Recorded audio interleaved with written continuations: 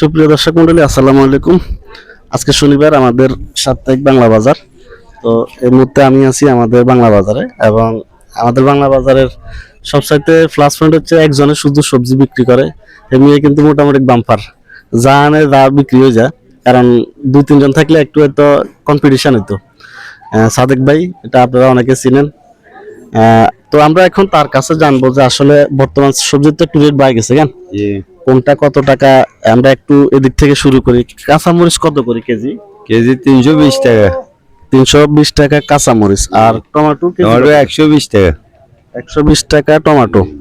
আর হচ্ছে এটা হচ্ছে কি কুমড়া, চাল কুমড়া, এগুলা কত করে কেজি? এটা ফিস হ্যাঁ ফিস 70 টাকা। 70 টাকা। আর ওটা কি কুমড়া? এটা হলো মিষ্টি কুমড়া, এটা কেজি 60 টাকা। আচ্ছা, আর এই লেবু? লেবুর ফিস 5 টাকা। একটা 5 টাকা করে। জি।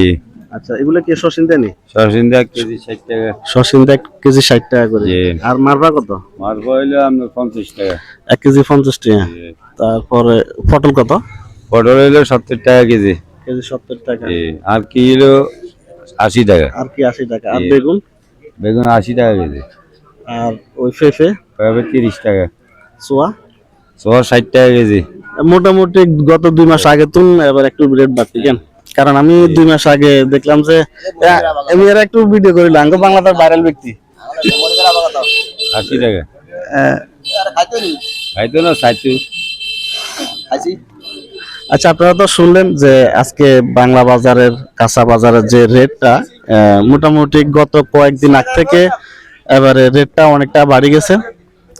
হয়তো সামনে আরো বাড়তে পারে, কারণ বিভিন্ন দেশের যুদ্ধ এবং এগুলা যারা করে, কৃষক যারা আছে, তাদের খরচটা নাকি একটু বেশি, এজন্য সবজির দামটা অনেকটা বেড়ে গেছে। তো আমরা আশা করব যাতে এগুলো একটু নিয়ন্ত্রণে আসে দামটা, তাহলে মধ্য পরিবার বা নিম্ন পরিবার তারা একটু কয় নাগালের ভিতরে থাকতে পারে। ঠিক আছে। 80 টাকা কেজি। আর ওই ফেফে? ফেফে 30 টাকা।